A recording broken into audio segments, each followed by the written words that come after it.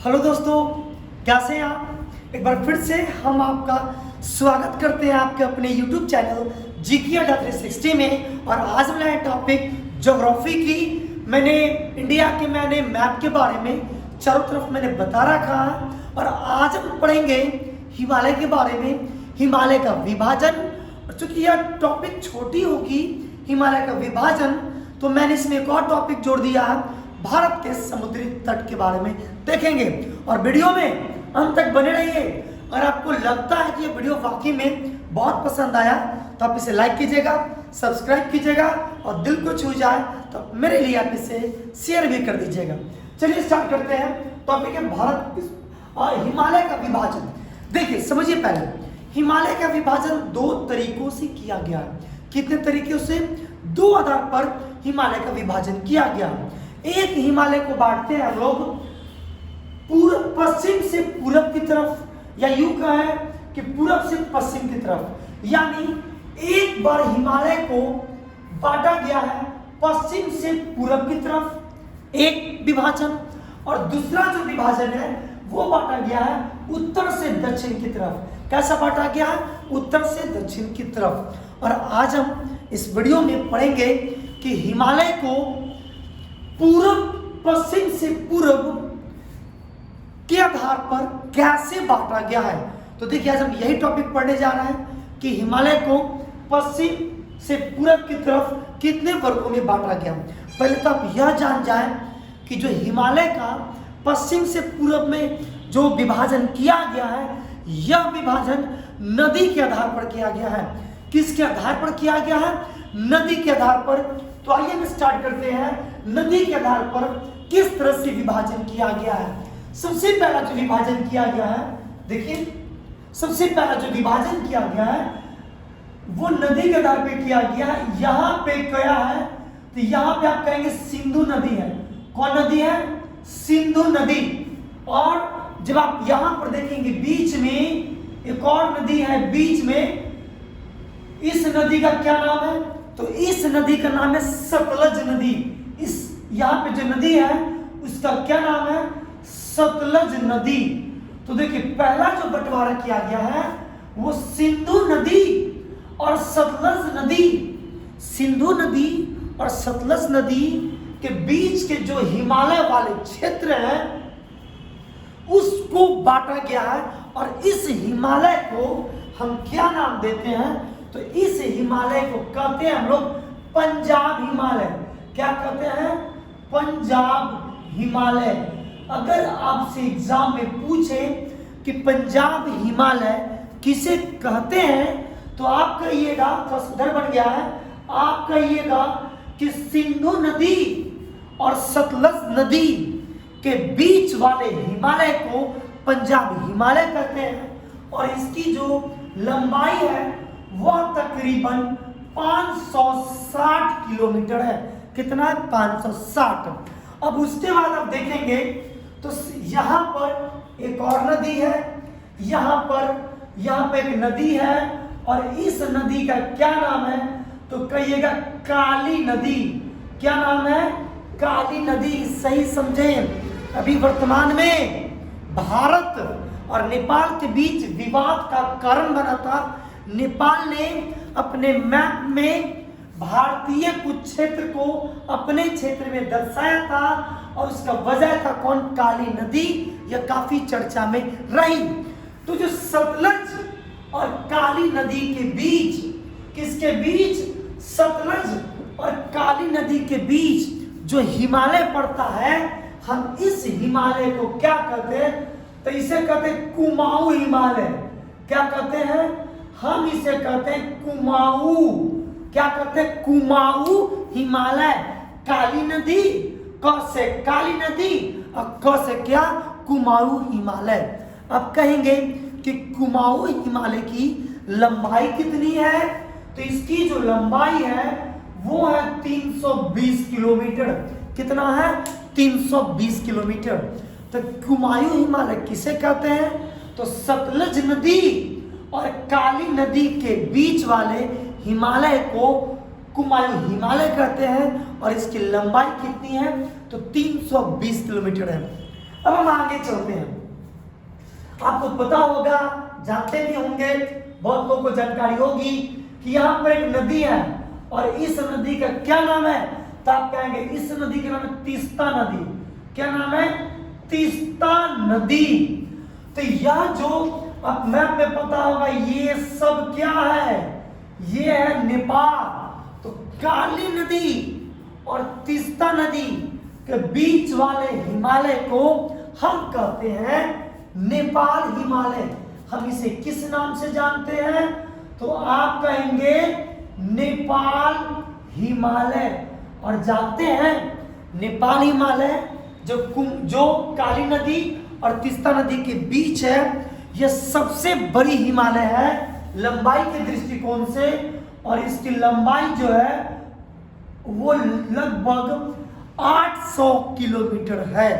तो आप कहेंगे नेपाल हिमालय किसे कहते हैं? तो काली नदी और तीस्ता नदी के बीच वाले हिमालय को नेपाल हिमालय कहते हैं। और इसकी लंबाई कितनी है? तो 800 किलोमीटर, और यह सबसे लंबी हिमालय है। अब हम बात कर लेते हैं एक और नदी। याद कीजिए, मैंने पढ़ाया था, यू टर्न लेकर भारत में प्रवेश करती है, जहां पर इसे हम किस नाम से जानते हैं? दिहांग नदी के नाम से जानते हैं। दिहांग, जिसे आप क्या कहते हैं? ब्रह्मपुत्र नदी। क्या कहते हैं? ब्रह्मपुत्र नदी। और वहां पर इसे दिहांग नदी के नाम से भी जानते हैं। तो यह जो तीस्ता नदी और ब्रह्मपुत्र नदी के बीच का जो हिमालय है, हम इसी हिमालय को असम हिमालय के नाम से जानते हैं। किस हिमालय के नाम से जानते हैं? असम हिमालय। अब आप कहेंगे कि असम हिमालय की लंबाई कितनी है? तो असम हिमालय की लंबाई तकरीबन 720 किलोमीटर है। तो यही 4 हिमालय है।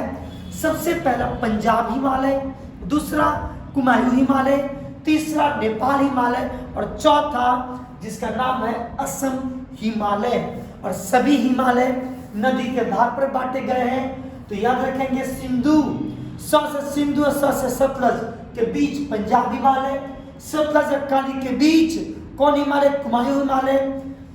काली और तीस्ता के बीच नेपाल हिमालय, और तीस्ता से लेकर ब्रह्मपुत्र नदी, या लोकल भाषा में कहें वहां का, तो दिहांग नदी के बीच कौन है? असम हिमालय।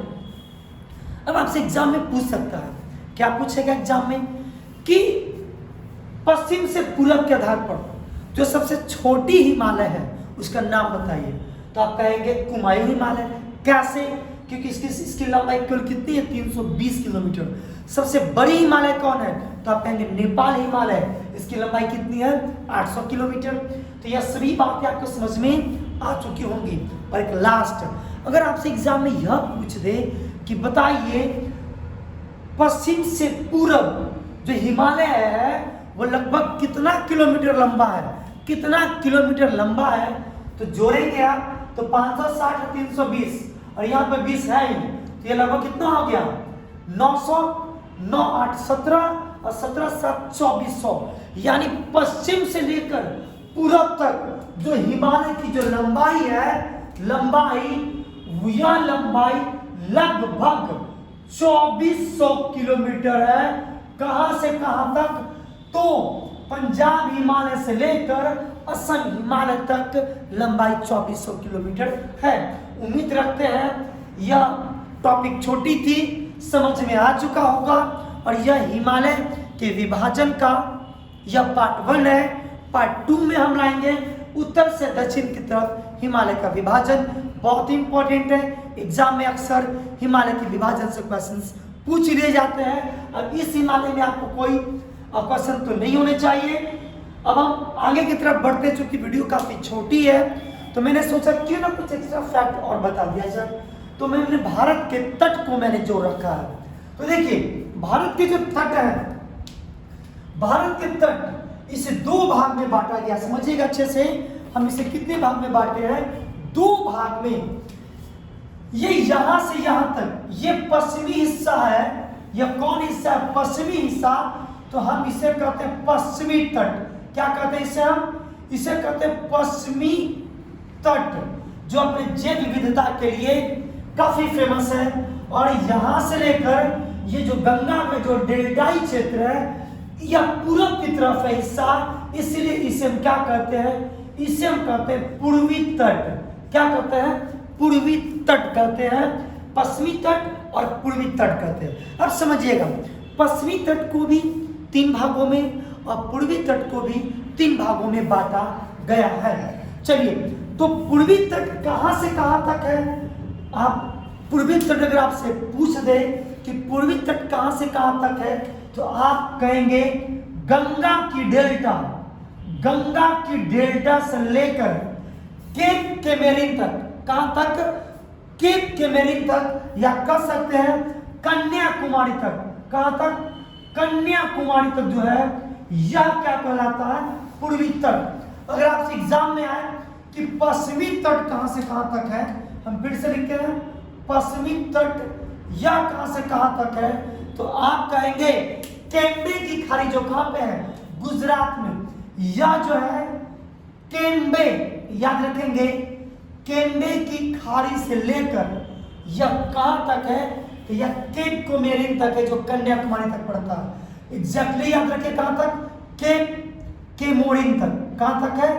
केप कोमोरिन तक, यानी यहां से यहां तक पश्चिमी तट और यहां से यहां तक क्या? पूर्वी तट है। हम एक एक करके पढ़ते हैं। चलिए, यह है गुजरात का गुजरात, और यह गुजरात से लेकर गोवा तक। कहां तक?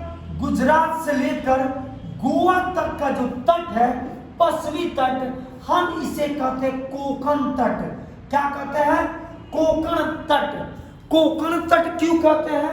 क्योंकि जो, सॉरी मैंने लिखा नहीं, यहाँ पे क्या है? गुजरात। नहीं जानते फिर भी कोई बात नहीं, जानते तो भी कोई बात नहीं। यहाँ पे गुजरात है और यहाँ पे क्या है? गोवा। तो गुजरात से लेकर गोवा तट के तट को हम कहते हैं कोंकण तट। और आपको पता होगा कि गोवा की जो राजकीय भाषा है वह क्या है? कोंकणी है। क्या है? कोंकणी है। इसीलिए गुजरात से गोवा तक के तट को क्या कहते हैं? कोंकण तट। और गोवा से लेकर कर्नाटक के, कहा? कर्नाटक के मंगलूर। कहां तक? मंगलूर। कैसे? बेंगलोर है, बेंगलुरु है, उसी तरह से मंगलूर भी है। तो गोवा से लेकर कर्नाटक के मंगलूर तक के तट को हम क्या कहते हैं? तो इसे हम कहते हैं केनड़ा तट। क्या कहते हैं इसे? हम इसे कहते हैं केनड़ा या कोंकण तट। गोवा से कर्नाटक के मंगलुरु तक केनरा तट। केनरा बैंक भी है, केनरा बैंक जिसका मुख्यालय कहां पे है? कर्नाटक में है। तो गोवा से लेकर कर्नाटक के मंगलुरु तक क्या कहलाता है? ये कहलाता है केनरा तट। और कर्नाटक के मंगलुरु से लेकर केप कोमेरिन तक, जो कहां पड़ता है? कन्याकुमारी में। कन्याकुमारी सबसे स्थलीय क्षेत्र का सबसे क्या? दक्षिणी हिस्सा। यहां तक कर्नाटक से लेकर कन्याकुमारी, इसको मैं रेड पेन से लिख देता हूं ताकि दिक्कत ना हो। कन्याकुमारी, कन्याकुमारी तक का तट क्या कहलाता है? यह कहलाता है मालाबार तट। क्या कहलाता है? मालाबार तट। तो उम्मीद रखते हैं याद हो चुका होगा। गुजरात के केम्बे की खाड़ी से लेकर गोवा तक कोंकण तट, गोवा से लेकर कर्नाटक के मंगलूर तक केनरा तट, और कर्नाटक के मंगलूर से लेकर कन्याकुमारी तक मालाबार तट। अब हम चलते हैं पूर्वी तट की तरफ। तो कन्याकुमारी से लेकर, आप नाम सुने होंगे किसका? कृष्णा डेल्टा। कृष्णा नदी जो डेल्टा बनाती है, तो यह जो कृष्णा की जो डेल्टा है, पहले मैं लिख देता हूं। कौन?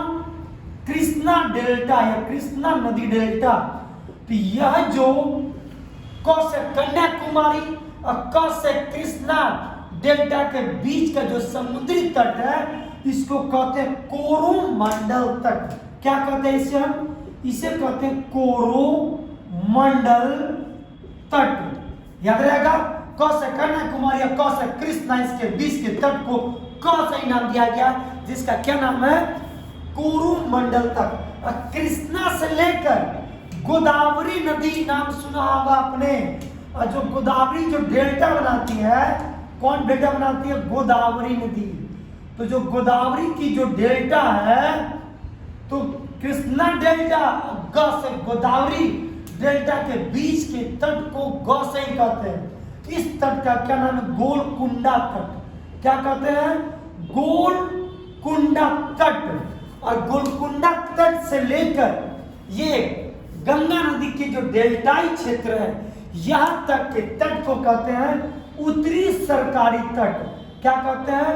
उत्तरी सरकारी तट। उत्तरी सरकारी तट। वैसे इसका नाम दे दिया गया है उत्तरी सरकारी तट, इसका नाम भी है।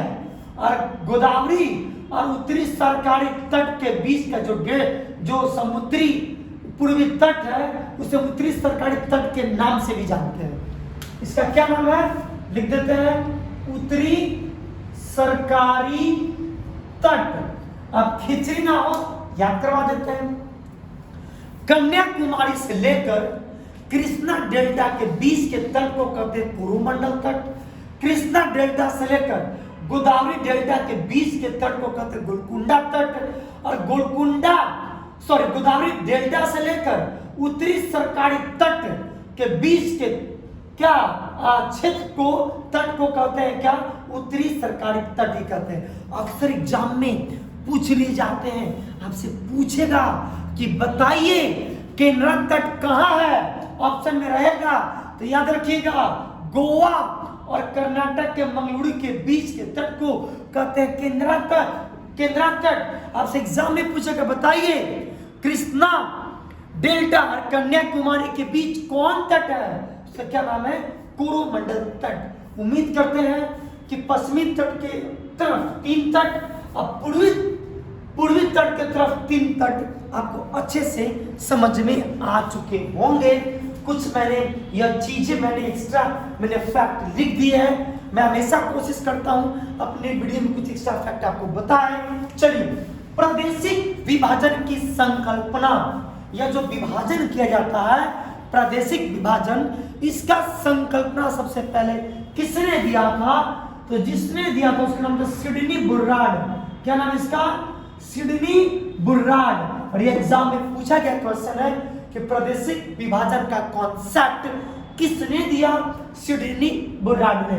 अब ये जो जल सीमा है, ये जो जल क्षेत्र है जो चारों तरफ, तो हर देश का एक अपना प्रादेशिक जल सीमा होता है, संलग्न क्षेत्र होता है, अनयन क्षेत्र मंडल होता है। या इसकी लंबाई कितनी होती है यह आपको याद रखना है। सबसे पहले हम बात करते हैं प्रादेशिक जल सीमा की। प्रादेशिक जल सीमा 12 समुद्री मील होता है। कितना होता है? 12 समुद्री मील। संलग्न क्षेत्र मंडल यह कितना होता है? तो यह संलग्न मतलब जुड़ा हुआ, तो दुगुना 12 गुना 24, ठीक से याद रखिए। तो यह होता है 24 समुद्री मील। एक और होता है अनयन क्षेत्र मंडल, यह कितना होता है? तो यह होता है 200 समुद्री मील। 200 समुद्री मील। एक और है कि भारत में हर स्टेशन पर जाइएगा तो लिखा होगा समुद्र तट से ऊंचाई, समुद्र तट से ऊंचाई। आप कहीं जाइए, पटना जाइए, गुजरात स्टेशन जाइए, इलाहाबाद स्टेशन जाइए, बनारस स्टेशन जाइए, अब भागलपुर स्टेशन जाइए, हाजीपुर जाइए, हर जगह स्टेशन के बोर्ड पे लिखा रहेगा हाजीपुर स्टेशन और साथ साथ यह भी लिखा रहेगा समुद्र तट से ऊंचाई। तो एक क्वेश्चन है कि आखिर भारत का जो औसत समुद्र तल है इसका मापन कहां से किया जाता है? तो इसका मापन किया जाता है चेन्नई से। कहां से? चेन्नई से। यह भी एग्जाम में पूछ सकता है। और मैंने बहुत कुछ आपको बता दिया, आप इसे याद कर लेंगे।